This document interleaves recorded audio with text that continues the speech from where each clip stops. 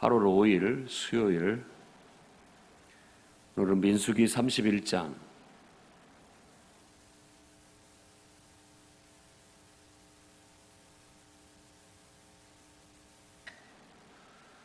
여호와께서 모세에게 말씀하여 이르시되 이스라엘 자손의 원수를 미디안에게서 갚으라. 그 후에 내가 내 조상에게로 돌아가리라.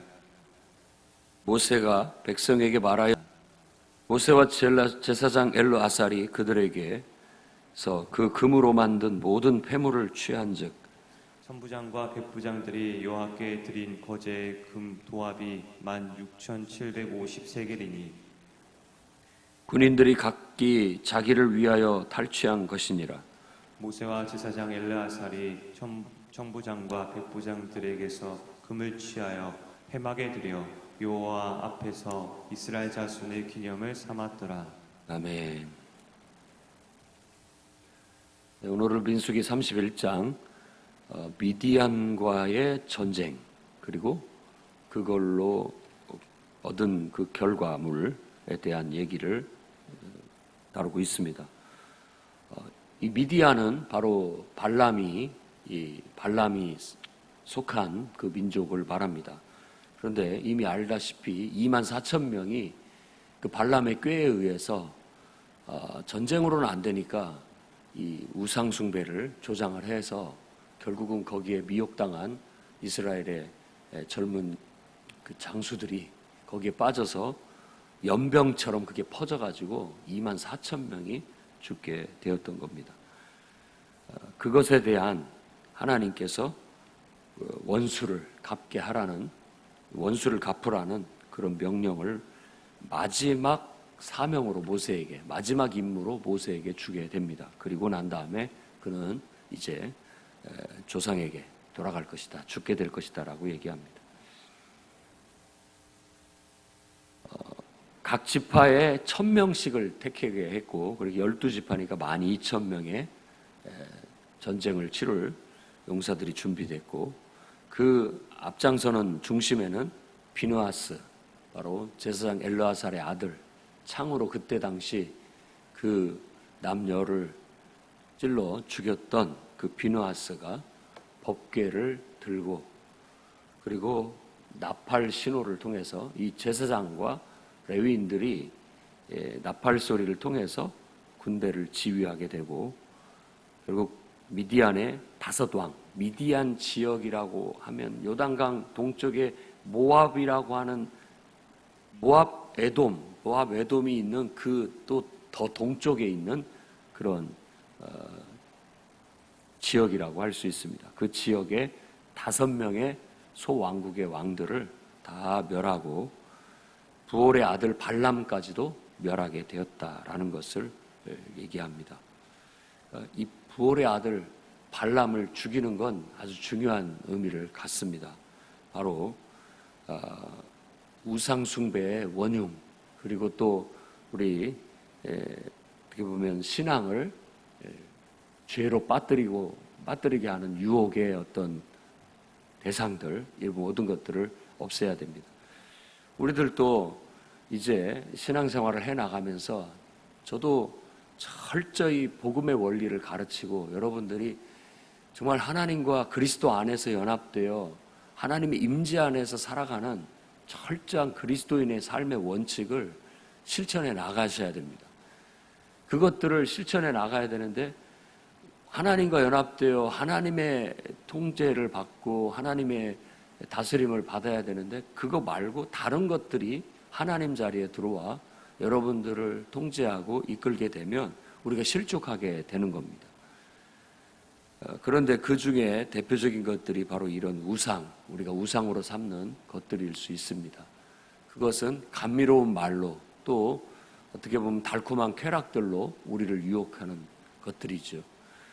다이어트하는 사람들에게는 달콤한 유혹과 같은 음식처럼 우리 몸에 해로운 것들이 어떻게 그렇게 입에 끌리고 먹고 싶은지, 그러나 그런 것들을 끊어야 건강과 또 체중을 정상적으로 유지할 수 있는 것처럼 바로 이 우상숭배라는 건 그와 같은 것들입니다.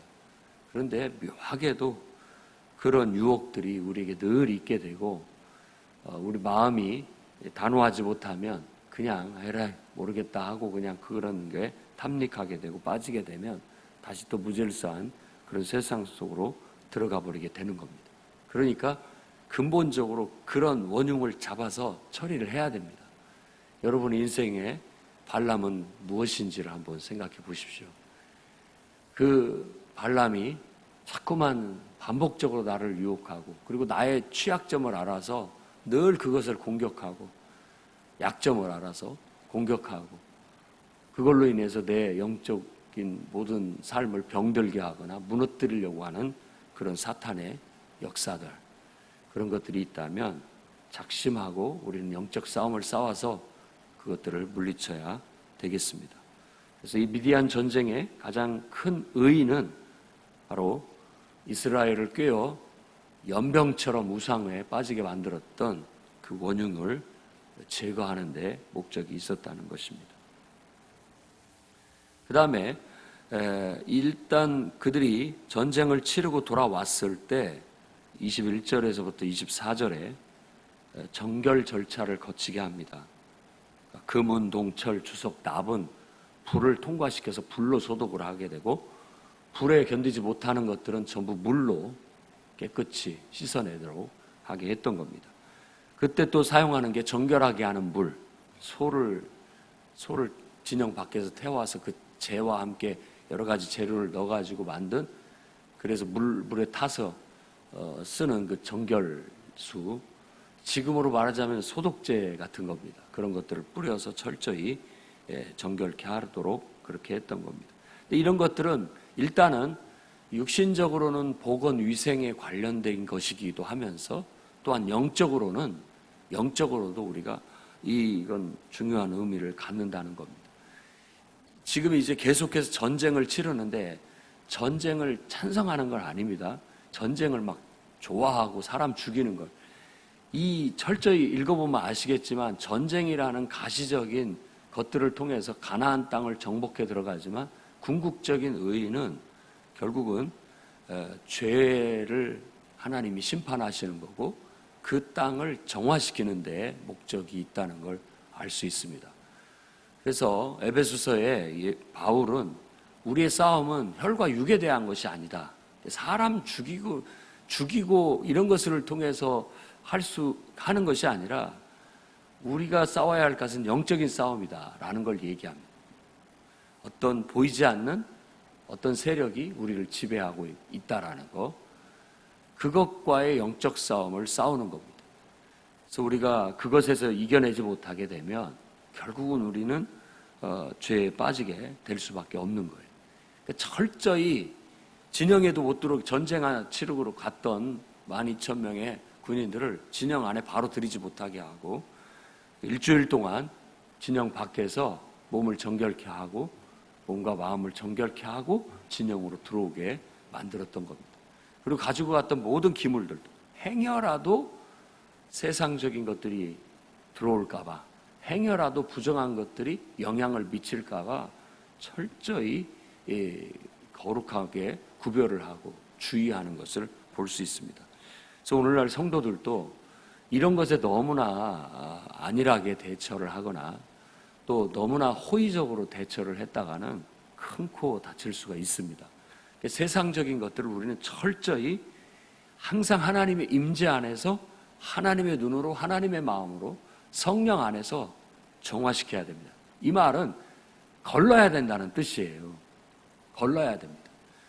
여러분이 TV를 보고 영화를 보고 또 세상 노래를 듣고 여러 모든 것들이 전부 그리스도의 복음 안에서 하나님 임재 안에서 걸러져야 되는 거예요. 정화가 다 돼야 됩니다. 불로 태우든지 물로 씻든지 우리는 예수 그리스도의 복음 안에서 이 모든 것들을 다 걸러서 재해석해서 받아들이는 철저한 태도가 필요하고, 또한 우리들이 아이들에게도 무조건 못하게 하는 것보다도 그렇게 걸를 수 있는, 재해석할 수 있는 능력을 키워줘야 됩니다. 그런 것들을 왜 이게 하나님 앞에 온전치 못한 것인지, 하나님은 어떻게 그걸 보고 계시는지 성경은 그거에 대해서 뭐라고 말하는지를 사고할 수 있도록 만들어서 그 관점으로, 그 하나님의 마음으로, 하나님의 눈으로 그것들을 보고 분별할 수 있는 분별력을 갖도록 만드는 것이 아주 꼭 필요하다는 겁니다. 분별력이 바로 지혜입니다. 그런 지혜에 대한 자세한 얘기는 잠언서의 얘기를 하고 있는 거예요. 하나님의 눈으로 봤을 때, 하나님의 마음에서 살펴봤을 때 이런 상황에 어떻게 하는 게 가장 좋을지, 하나님이 온전하게 보시고 기뻐하시고 선하게 보실지, 이런 것들을 분별할 수 있는 능력. 그래서 히브리서 말씀처럼 마땅히 이제 신앙의 연조가 복음을 들었고 깨달았고 복음의 원리를 알고 그것을 실천하면서 살아가고 있다면 이제는 단단한 식물도 먹고 소화시킬 수 있어야 되는데, 어떻게 너희들은 항상 매번 다시 도의 초보로 돌아가려고만 하느냐, 언제까지 그 초보 단계에 머물러 있으려고 하느냐라고 그렇게 안타까이 말하는 것을 봤습니다. 그런 것은 바로 마땅히 이제 어른이 돼서 어른스럽게 사고할 줄 알고 또 이게 옳고 그른지 하나님 앞에 분별할 수 있는 분별력이 생겨야 되는데, 아직까지 그 분별력이 없다라고 그렇게 안타까이 말하는 것과 같은 거죠. 여러분 중에는 그런 이들이 없기를 바랍니다. 하나님 말씀이라는 것을 늘 가까이 함으로써 능력을 키우십시오. 분별력을. 왜냐하면 성경이 기준이고 잣대기 때문에.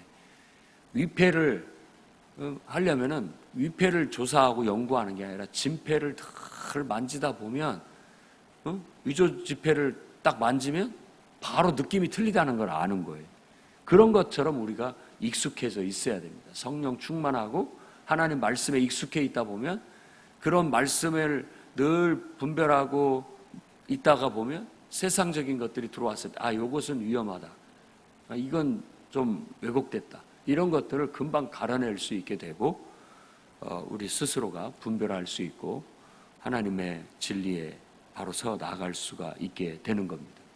그래서 이런 것들을 뭐 성전, 거룩한 전쟁이라고 얘기하지만, 우리가 생명을 존중하고 인간을 존중하는 그런 정신하고는 위배되나, 때로는 단호하게 죄를 벌해야 되고 심판해야 된다라는 사상은 이 속에 있습니다.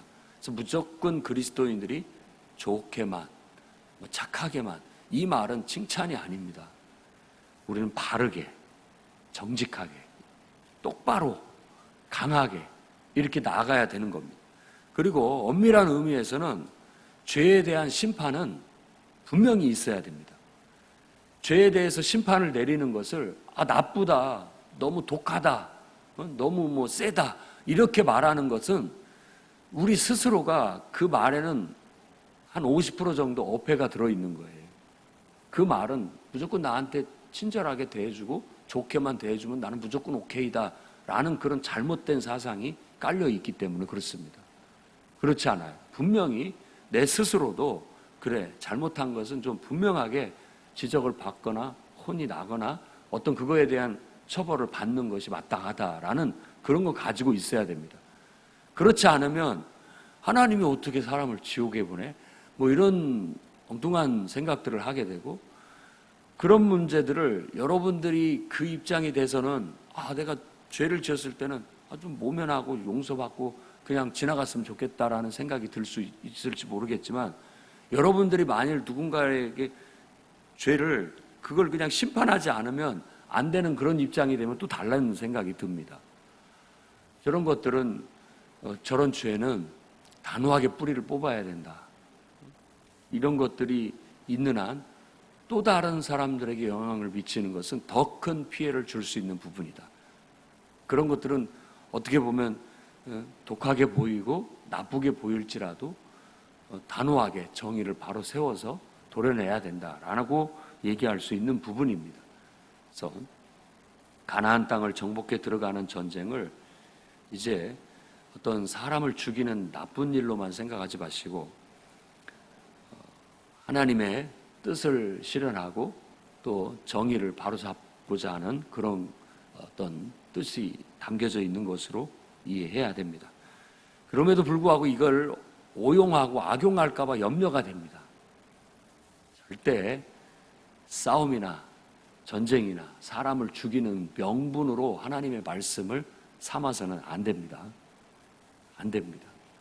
오직 우리는 우리 자신을 세상의 죄로부터 지켜내고 또 우리를 거룩하게 유지시켜 나가는 영적 싸움을 철저히 싸움으로써 세상에 물들지 않도록 여러분들이 여러분을 스스로 지켜나가고 여러분들의 가정과 자녀와 또 이 교회를 거룩하게 지켜나갈 수 있도록 항상 우리는 힘을 써야 돼요. 특히 지도자들은 이 부분에 있어서 지나치리만큼 그리스도의 교훈 안에 거해야 됩니다.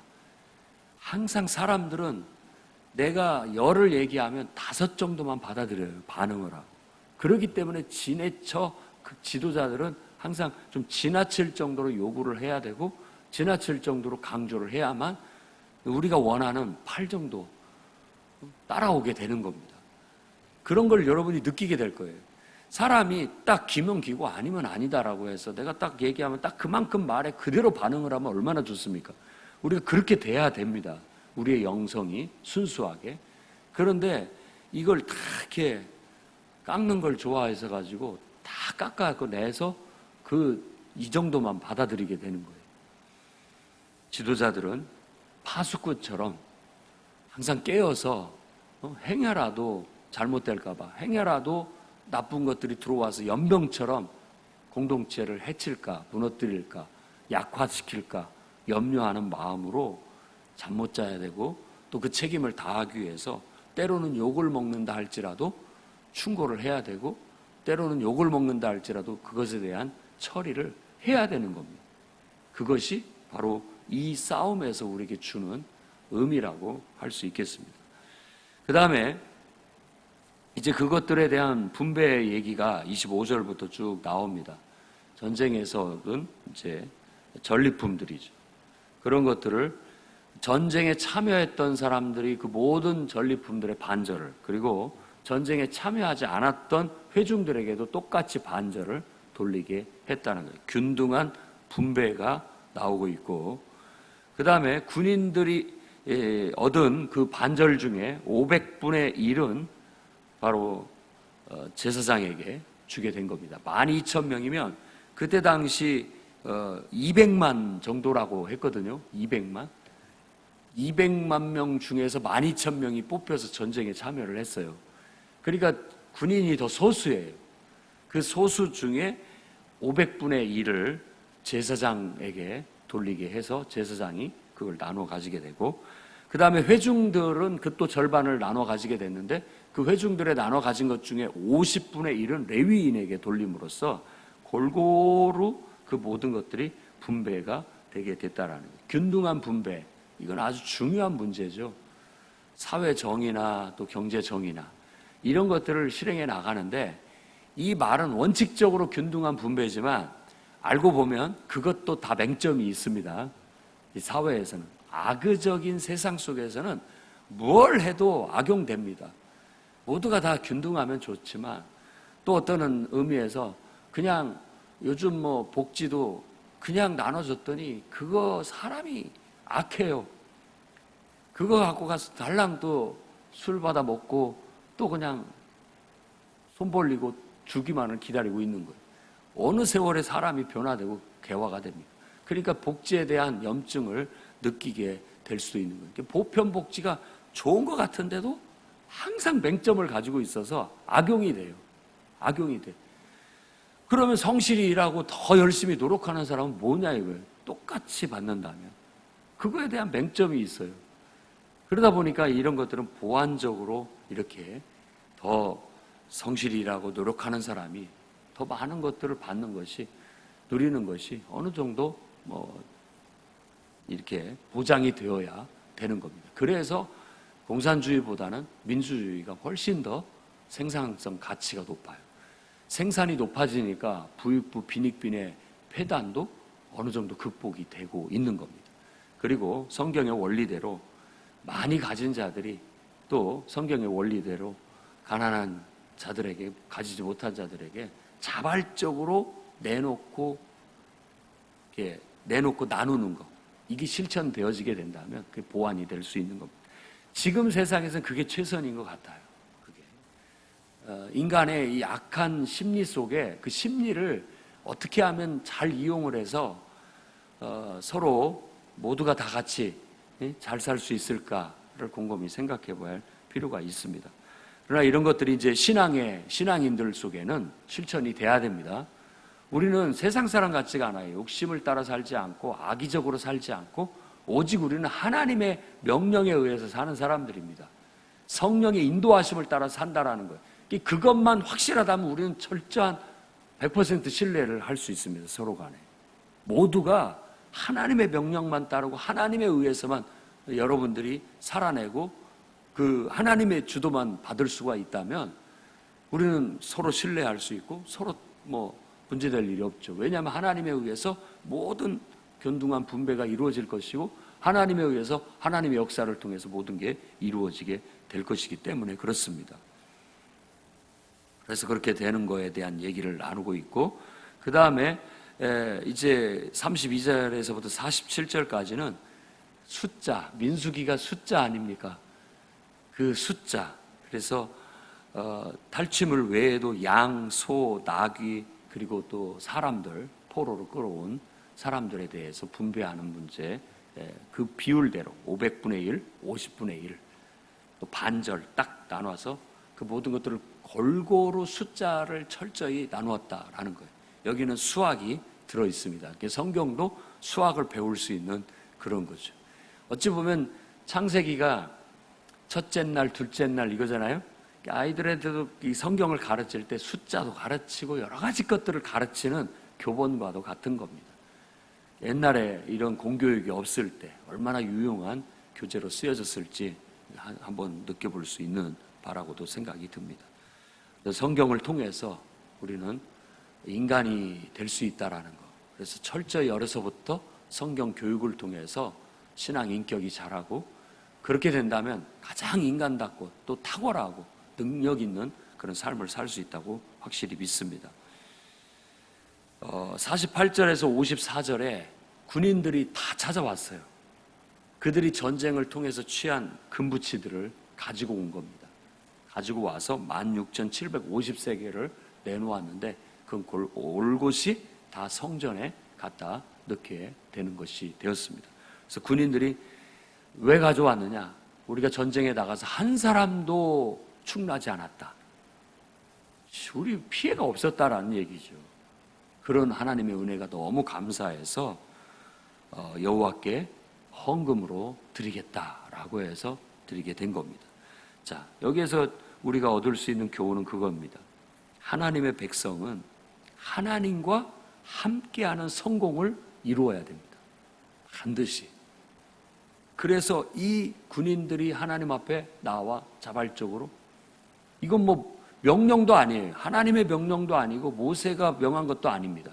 자발적으로 드린 거예요. 이것은 가장 소중한 것, 귀하다라고 생각되는 것을 자기들이 가지고 누리기보다는 하나님께 바치는 게 마땅하다라는 어떤 그런 생각 속에 풍성하게 하나님 앞에 드렸다는 것.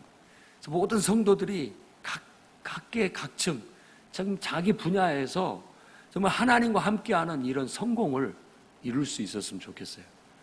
그래서 그 풍성한 은혜 가운데 너무나 감사해서 내가 이렇게 될 수 있었던 건 다 하나님의 은혜다라고 해서 가장 소중한 것들을 하나님 앞에 드릴 수 있는 것. 이게 진정한 헌금의 의미라고도 할 수 있겠습니다.